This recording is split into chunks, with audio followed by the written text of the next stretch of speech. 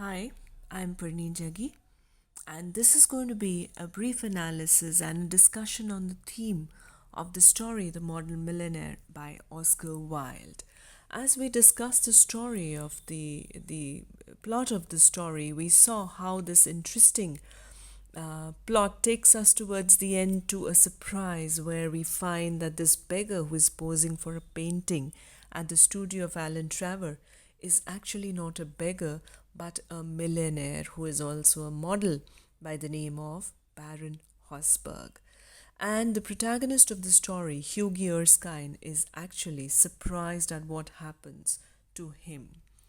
Now, this story has been taken from Oscar Wilde's complete short stories collection and is narrated in the third person by an unnamed narrator. And after reading the story, the reader realizes that Wilde may be exploring the theme of appearance. So let's look at what the themes in the story are, because he takes up themes as implied meanings. We do not have the mention of the themes, but the themes are implied as we go through the characters and through the plot of the story. Now, we find the themes of appearance, generosity, friendship, gratitude, love, compassion, charity, commitment, connection, struggle, happiness. All these themes are entwined, ingrained inside the story in the form of characters and their actions. Now, for example, we take up the theme of wealth. We see that this short story is clearly focused on the importance of wealth in Victorian England. The title and the opening sentence draw attention to this point. Unless one is wealthy, there is no use in being a charming fellow. Now, we see that Hughie Erskine is a charming man, a charming person, handsome, active, intelligent, sweet, very much likable, but because he has no wealth, so he is not settled in his life. However, wealth seems to be important for men and not necessarily for women. In the narrative, we see that the protagonist has failed to adapt to a materialistic and mercantile society, and as a result, he cannot marry the woman he loves. I quote from the text: ultimately, he became nothing, a delightful, ineffectual young man with a perfect profile and no profession. So we see the importance of wealth and how it works in the life of a common man, even in Victorian England. The next theme that can be taken into consideration is morality and beauty. The story presents morality and beauty as important as wealth. The narrator clearly emphasizes that wealth alone is not enough to make friends, to be accepted in society, and to be considered as a gentleman or a good person. Now, while we see that Hughie has no fortune of his own, and he might be called a loser, but he compensates through his charm, through his good nature, courtesy, kindness, through his affectionate behavior. So, and his amiable kind of a deportment that he carries, so that takes him far off.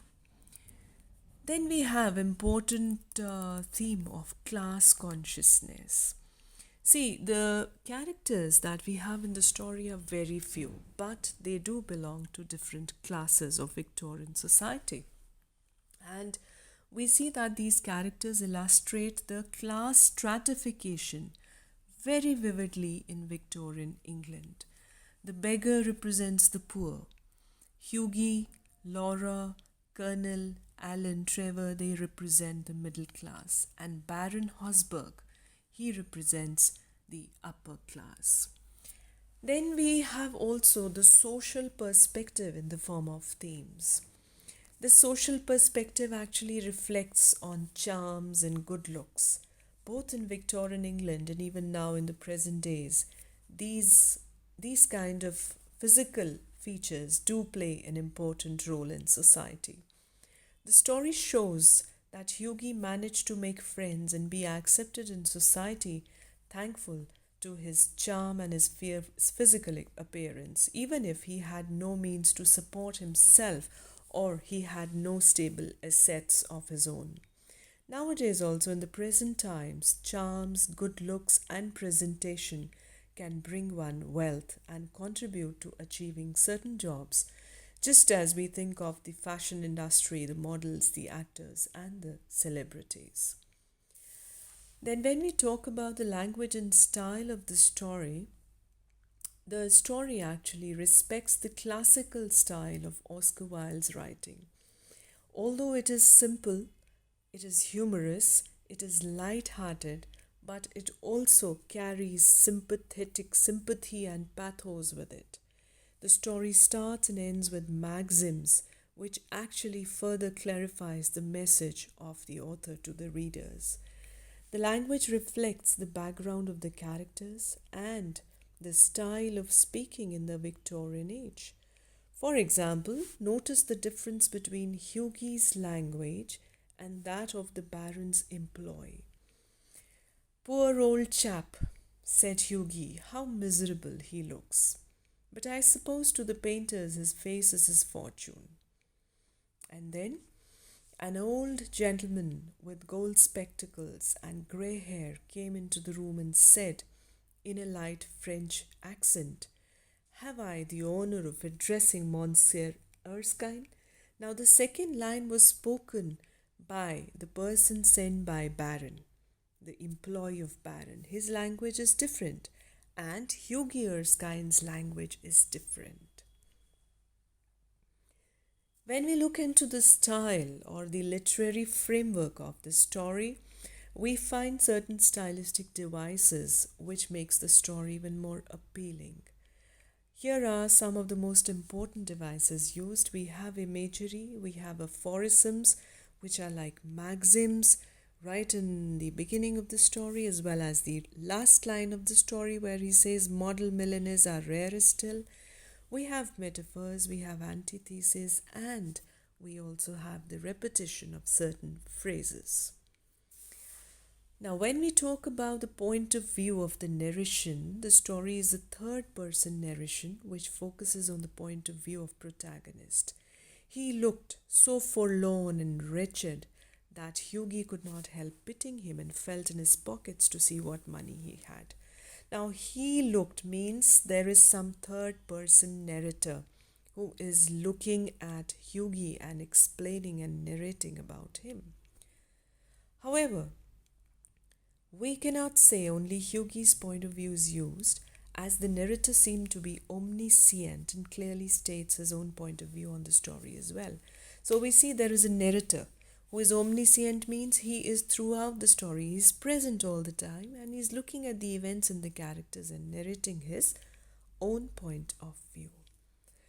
Now, the setting of the story is of course Victorian England, most likely in London, which is mentioned in the text. Although we do not know the exact city or the exact time, but we can imagine that the story was meant to be read in those contemporary times in the Victorian England when Oscar Wilde lived. And the action of the story takes place over only 2 days. The text is written mixing narrative passages and with direct speech and very short descriptions. Then there are more elements to the narrative like backstory, foreshadowing, plot twist, and poetic justice. So this was my analysis of this gripping, engaging, and interesting story by Oscar Wilde, The Model Millionaire. Hope you all have liked it. Stay tuned for the next series, for the next videos, and for the next stories. Thank you for now.